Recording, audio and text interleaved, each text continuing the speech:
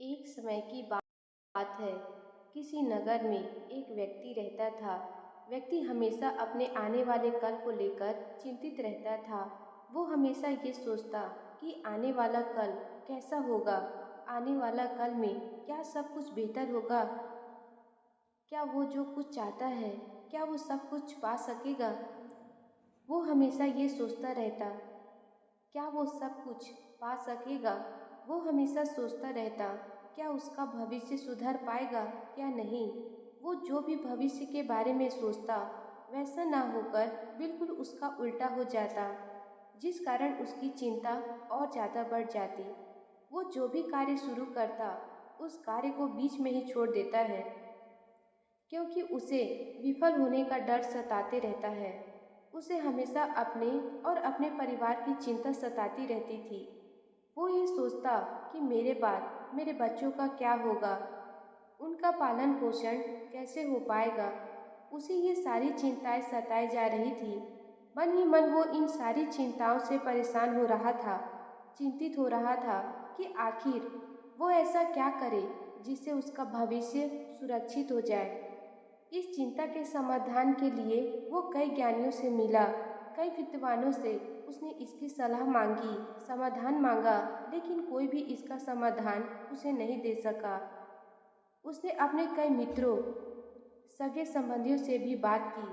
कईयों ने उससे कहा कि तुम अपने धन को किसी ऐसी जगह लगा दो जहाँ पर तुम्हारा धन तुम्हें मुनाफा कमा कर दे। तो किसी ने उस व्यक्ति से कहा, तुम्हारे दिन ही ठीक नहीं है, तुम्हारे नक्षत्र खराब हैं। तो किसी ने उसे यह तक सलाह दे दी कि तुम्हारे कर्म ही सही नहीं है, तुम सही कर्म करो। तो कोई उसे ये सलाह भी देता कि छोड़ दो, जो हो रहा है सब अच्छे के लिए हो रहा है और आगे चलकर भी सब कुछ अच्छा ही होगा। लेकिन उस व्यक्ति को किसी की बात से संतुष्टि नहीं मिल पा रही थी। उसे किसी की बात पर पूर्ण विश्वास नहीं था। वो अपने मन की इस बेचैनी का, अपने भविष्य को लेकर इस चिंता का समाधान चाहता था। कोई ऐसा समाधान जिससे वो संतुष्ट हो सके, जिस कारण वो दिन रात बस इसी के बारे में सोचता रहता। एक दिन उसे गांव का एक व्यक्ति मिला। उस व्यक्ति ने उसे पास में ही रहने वाले एक साधु बाबा के बारे में बताया। वो व्यक्ति कहता है कि उन साधु बाबा के पास जो कोई जाता है वो उसकी समस्या का समाधान अवश्य ही करते हैं, फिर चाहे आपकी समस्या कितनी भी बड़ी क्यों न हो। लेकिन उनके समझाने का जो ढंग है वो थोड़ा अलग है। वो अपनी बातों को कुछ अलग ढंग से समझाते हैं। उस गांव वाले व्यक्ति की ये बात सुनकर वो दूसरा व्यक्ति अत्यधिक प्रसन्न हुआ। उसे लगने लगा कि हाँ, अब वही साधु बाबा मेरी समस्या का समाधान बता सकते हैं। जिस कारण उसने घर से पैसों भरा एक थैला लिया और उसे लेकर वो उस साधु बाबा के पास पहुंच गया। और वहां जाकर वो उन साधु बाबा से कहता है, हे महाराज, मैंने आपके बारे में बहुत सुना है। लोग आपकी प्रशंसा करते थकते नहीं हैं। मैंने ये भी सुना है कि जो भी आपके पास अपनी समस्या लेकर आता है आप उसका समाधान उसे अवश्य देते हैं। हे महाराज, मेरी हाथ जोड़कर आपसे एक विनती है। मेरी भी एक समस्या है, अगर आप उसका समाधान कर देंगे तो ये धन से भरी हुई थैली आपके लिए मैं लेकर आया हूँ, जो मैं आपको दक्षिणा के तौर पर दे दूंगा। ये बात सुनकर वो साधु बाबा उस व्यक्ति से कहते हैं, बेटा, मुझे ये तो समझ में आ गया कि तुम्हारी कोई समस्या है और तुम उसका समाधान बेसब्री से चाहते हो, लेकिन जो तुम ये कंकड़ पत्थर मेरे पास लाए हो इसका मैं क्या करूँगा, ये मेरे किस काम का। मैं तो एक साधु हूँ और साधु को इन कंकड़ पत्थरों से क्या मतलब। यदि तुम्हारे पास यही कंकड़ पत्थर है तो शायद मैं तुम्हारी किसी भी समस्या का समाधान नहीं कर सकता। मुझे ये सारी चीज़ें नहीं चाहिए। इस पर व्यक्ति कहता है, हे महाराज, मेरे पास जो था वो मैं आपके लिए लेकर आ चुका हूँ। यदि आपको ये नहीं पसंद तो आप ही मुझे बताइए कि मैं ऐसा क्या करूँ जिससे आप मेरी समस्या का समाधान कर सके। इसका जवाब देते हुए वो साधु बाबा उस व्यक्ति से कहते हैं, बेटा, अगर तुम्हें मुझे कुछ देना ही है तो मैं इन कंकड़ पत्थरों से नहीं मानने वाला। मुझे तो इससे भी कुछ बेशकीमती चाहिए, कोई ऐसी चीज जो तुम्हारे जीवन में बेशकीमती हो। वो व्यक्ति बड़े ही सोच में पड़ गया। उसे ये समझ नहीं आ रहा था कि उसके जीवन में ऐसा क्या है जो अत्यधिक कीमती है। तभी उस साधु महाराज ने कहा, बेटा, इतनी चिंता में क्यों पड़ गए? क्या सोच रहे हो? मुझे तुमसे ये धन नहीं चाहिए, मुझे तो तुम्हारा समय चाहिए। क्या तुम मुझे अपना समय दे सकोगे? इस पर वो व्यक्ति कहता है, हे महाराज, यदि आप चाहें तो मैं अपना समय भी देने के लिए तैयार हूँ, लेकिन मुझे मेरी समस्या का समाधान अवश्य चाहिए। आगे वो साधु बाबा उस व्यक्ति से कहते हैं, ठीक है, अब मुझे बताओ कि तुम्हारी समस्या क्या है? आखिर तुम किसका समाधान चाहते हो? इसका जवाब देते हुए व्यक्ति कहता है, हे महाराज, मैं जो कुछ भी सोचता हूँ, जो कुछ भी करता हूँ, वो सब उल्टा हो जाता है। मैं अपने आने वाले कल को लेकर अत्यधिक चिंतित हूँ। मैं अपने आने वाले कल को सुरक्षित करना चाहता हूँ। मैं चाहता हूँ कि मेरे बाद भी मेरे बच्चों को अपना जीवन व्यतीत करने में कोई दिक्कत ना आए। मैं चाहता हूँ कि मेरा पूरा परिवार सुरक्षित रहे, उनका भविष्य सुरक्षित हो जाए। आगे वो बाबा उस व्यक्ति से कहते हैं, तुम्हारी इस समस्या का समाधान मैं तुम्हें अवश्य दूंगा, लेकिन उससे पहले जो तुम ये कंकड़ पत्थर मेरे सामने लाए हो, इसे यहाँ से हटा लो और जैसा मैं कहता हूँ तुम्हें वैसा ही करना होगा। और जो कीमती चीज मैंने तुमसे मांगी है वो तुम्हें मुझे देनी होगी। इस पर व्यक्ति कहता है, हे महाराज, आप मेरा जितना समय चाहें मैं उतना समय देने के लिए तैयार हूँ। आप मुझे बताइए कि मुझे कितना समय देना होगा। इस पर वो साधु महाराज उस व्यक्ति से कहते हैं, बेटा, मुझे तुम्हारा 1 महीने का समय चाहिए। क्या तुम ये समय मुझे दे पाओगे? इस पर व्यक्ति सोच विचार में पड़ गया और सोचने लगा, यदि मैं 1 महीने इनके साथ रहूंगा तो मेरा कारोबार कैसे चलेगा? लेकिन उसे अपनी इस समस्या का समाधान भी चाहिए था, जिस कारण काफी सोच विचार करने के बाद वो साधु बाबा को 1 महीना अपने जीवन का देने के लिए तैयार था। वो व्यक्ति उस साधु बाबा से कहता है, हे महाराज, आप जितना समय चाहते हैं मैं उतना समय देने के लिए तैयार हूँ। बताइए। उस व्यक्ति से कहते हैं, पहले तो तुम अपने ये वस्त्र उतार दो और जो वस्त्र मैं तुम्हें दे रहा हूँ उसे धारण कर लो। उन साधु महाराज ने उस व्यक्ति को फटे पुराने कपड़े उतार कर दे दिए और उसे ग्रहण करने को कहा। उस व्यक्ति ने खुशी खुशी उन कपड़ों को धारण कर लिया और उसके बाद साधु महाराज ने उस व्यक्ति से कहा, आज से तुम इस आश्रम की साफ सफाई करोगे, देख रेख करोगे और मेरे लिए सामान और भिक्षा लेकर आओगे। वो व्यक्ति उन साधु बाबा की बात खुशी खुशी मान जाता है। वो व्यक्ति तुरंत ही आश्रम की साफ सफाई में लग जाता है और उन बाबा के लिए जगह जगह भटक कर भिक्षा मांगकर लाया करता है। लेकिन बाबा अपने आश्रम में आराम से रहते। ऐसा ही करते करते पूरे 10 दिन गुजर गए। एक दिन जब व्यक्ति भिक्षा मांगने गया, उसी समय व्यक्ति ने सोचा कि आखिर मुझे ऐसा ही करते करते पूरे 10 दिन गुजर चुके हैं और इन 10 दिनों में उन साधु बाबा ने मुझे अभी तक मेरी समस्या का समाधान नहीं बताया। खुद आराम से आश्रम में आराम करते हैं और मैं यहाँ उनके लिए इस कड़कती धूप में उनके लिए भिक्षा मांगता हूँ, उनके आश्रम की साफ सफाई करता हूँ। इन 10 दिनों में अभी तक मैंने पेट भर के भोजन तक नहीं किया। तभी वो निश्चय करता है कि आज जब मैं भिक्षा मांग कर वापस लौटूंगा तो साधु बाबा से अपनी समस्या के समाधान के बारे में अवश्य पूछूंगा। जब वो व्यक्ति भिक्षा मांगकर वापस लौटता है तो उस साधु बाबा से कहता है, हे महाराज, 10 दिन पूरे हो चुके हैं, लेकिन अभी तक आपने मेरे भविष्य को सुरक्षित करने के लिए मुझे कोई ऐसा उपाय नहीं बताया है। सारा दिन बस मैं यहाँ पर काम करता रहता हूँ, आपके लिए भिक्षा मांगकर लाता हूँ। 10 दिनों से मैंने कुछ भी नहीं खाया है। जो रूखा सूखा खाना मिलता है उसी से काम चला रहा हूँ। एक दिन भी ऐसा नहीं हुआ कि मुझे स्वादिष्ट भोजन मिला हो। ये बात सुनकर वो साधु महाराज मुस्कुराए और उस व्यक्ति से कहते हैं, बस इतनी सी बात, तुम्हें स्वादिष्ट भोजन ही करना है न, तो तुम इस रूखे सूखे भोजन को मत खाओ, इसे मैं खा लेता हूँ। जब स्वादिष्ट भोजन मिलेगा तब तुम उसे खा लेना और अपना पेट भर लेना।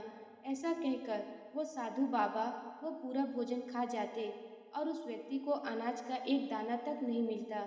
ऐसा ही करते करते 3 से 4 दिनों तक वो साधु बाबा उस व्यक्ति का सारा भोजन खा जाते और उस व्यक्ति को खाने के लिए अन्न का एक दाना भी प्राप्त नहीं होता है। एक दिन वो व्यक्ति उस साधु महाराज से कहता है, हे महाराज, अगर ऐसा ही रहा तो मैं भूख के मारे मर जाऊंगा। मुझे भूख बर्दाश्त नहीं हो रही। मुझे अब बहुत जोरों की भूख लगी है।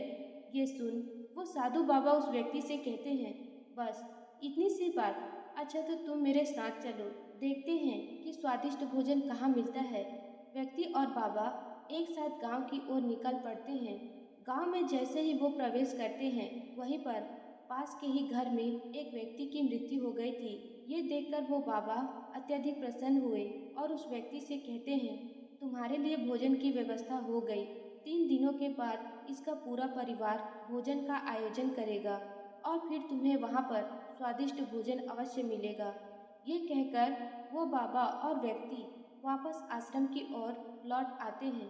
जैसे तैसे व्यक्ति 3 दिन और गुजारता है, लेकिन 3 दिनों के बाद जब वो व्यक्ति वापस उस गांव में पहुंचता है तो देखता है कि वहां तो भोजन का कोई भी आयोजन नहीं था, बल्कि उस घर में एक और अर्थी उठ रही थी। ये देख साधु बाबा ने एक व्यक्ति से पूछा कि आखिर यहाँ पर भोजन का आयोजन क्यों नहीं किया गया।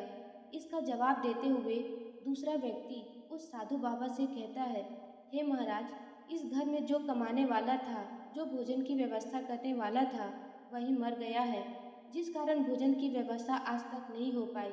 ये सुनकर व्यक्ति अत्यधिक क्रोधित हो उठता है और वो साधु बाबा से कहता है, हे महाराज, अब मुझे बहुत जोरों की भूख लगी है और अब मुझसे भूख बर्दाश्त नहीं हो रही। भूख के मारे मेरे भी प्राण लगता है यहीं पर निकल जाएंगे। मुझे भोजन चाहिए। इतना सुनकर उस साधु बाबा ने उस व्यक्ति को एक सूखी रोटी निकाल कर दी और कहा, इसे खा लो। उस व्यक्ति ने फटाफट उस रोटी को खा लिया। तब उसके मन में थोड़ी शांति मिली। यदि साधु बाबा उस व्यक्ति से कहते, हमने तो अच्छा ही भविष्य देखा था, लेकिन यह तो उल्टा ही हो गया। कोई बात नहीं, 3 दिनों बाद तो यह जो व्यक्ति मरा है, इसके भोजन का आयोजन तो जरूर किया जाएगा। कोई बात नहीं, 3 दिन हम और इंतजार कर लेते हैं, उसके बाद तो स्वादिष्ट भोजन खा लेना। वो व्यक्ति उस साधु बाबा की इस बात को सुनकर एक बार फिर से प्रसन्न हो जाता है और सोचने लगता है, कोई बात नहीं, 3 दिन और ही सही। 3 दिन बाद तो मुझे अच्छा और स्वादिष्ट भोजन खाने को मिलेगा ही। जैसे तैसे उसने 3 दिन अपनी भूख को संभाल लिया, क्योंकि उसे जी भर के स्वादिष्ट भोजन खाना था। उसने तरह तरह के भविष्य देख लिए थे कि भोजन ऐसा होगा, उसमें ही सारी चीजें होगी, उसे खाकर उसे कितना आनंद मिलेगा। उसे अब दिन रात केवल भोजन के ही सपने आने लगे। जैसे तैसे 3 दिन बीत गए। तीसरे दिन वो साधु बाबा और वो व्यक्ति वापस उसी गांव में पहुंचे, लेकिन वहां पर भी किसी तरह के कोई भोजन का आयोजन नहीं किया गया था। बस गांव के सभी लोग वहां आ रहे थे, अपना शोक प्रकट कर रहे थे और वहां से वापस घर की ओर लौट रहे थे। तब किसी से बाबा ने पूछा, यहाँ पर भोजन का आयोजन क्यों नहीं किया गया है। तब उन्हें पता चला कि भोजन अब 13 दिनों के बाद होगा। ये सुनकर उस व्यक्ति के सारे सपने टूट कर बिखर गए। उसने जैसा भविष्य सोचा था, उसे वैसा कुछ नहीं मिला, बल्कि भूख के मारे उसकी हालत और खराब होती जा रही थी। वो साधु बाबा और वो व्यक्ति वापस आश्रम की ओर लौट गए। आश्रम लौटने के बाद वो साधु बाबा उस व्यक्ति से कहते हैं, क्यों बेटा, अभी भी क्या स्वादिष्ट भोजन ही करोगे, या फिर भिक्षा में जो मिला है उसी से काम चला लोगे। उस व्यक्ति को जोरों की भूख लगी थी। उस व्यक्ति ने वो रूखा सूखा भोजन लिया, आग जलाई और उस रूखे सूखे भोजन को स्वादिष्ट भोजन में परिवर्तित किया और उसके बाद उसे ग्रहण किया। उन साधु बाबा ने भी उसी भोजन को खाया और भोजन वाकई में बहुत स्वादिष्ट बना था। तभी वो व्यक्ति कहता है, हे महाराज, अब मुझे और कहीं नहीं जाना, मैं बस घर जाना चाहता हूँ। बहुत दिन हो गए हैं, मुझे तो अब वापस अपने भविष्य को सुरक्षित करने का वो मंत्र दे दीजिए। मैं आपके पैर पड़ता हूँ। उस व्यक्ति के मुख से ये सारी बातें सुनकर साधु बाबा मुस्कुराने लगे और उस व्यक्ति से कहते हैं, बेटा, क्या तुम्हें अभी तक बात समझ नहीं आई? भविष्य को सुरक्षित करना ऐसा है जैसा मानो तुम्हारे भविष्य में ये स्वादिष्ट भोजन खाना। क्या तुम्हें स्वादिष्ट भोजन मिला, जैसा कि तुम चाहते थे, जैसा कि तुमने भविष्य में कल्पना की थी? इस पर व्यक्ति कहता है, हे महाराज, जैसा मैंने सोचा था वैसा तो मुझे स्वादिष्ट भोजन नहीं मिला। इसका जवाब देते हुए साधु बाबा कहते हैं, लेकिन जैसे ही तुमने स्वादिष्ट भोजन खाने का ख्याल छोड़ा और जो तुम्हारे पास था उसे स्वादिष्ट भोजन बनाने का विचार किया, उसी समय, उसी वर्तमान में जो तुमने कर्म किया उससे तुम्हें स्वादिष्ट भोजन की प्राप्ति हुई। परंतु इसमें भी कोई निश्चितता नहीं थी। हो सकता था भोजन बनाते वक्त ही ये भोजन गिर जाता, या फिर तुम्हारे मुंह में चोट लग जाती, या फिर ऐसा भी हो सकता था कि अन्य कोई भूखा व्यक्ति हमारे भोजन करते वक्त ही यहाँ पर आ जाता, जिसे तुम्हें अपना भोजन उसे देना पड़ जाता। तब इन तीनों ही परिस्थितियों में तुम्हें भोजन नहीं मिलता। इसी तरह हम सभी भविष्य को भी संजो कर रखना चाहते हैं। हमारा भविष्य तय नहीं होता। हम जो भी कर्म करते हैं उस आधार पर हमारा भविष्य बदलता रहता है।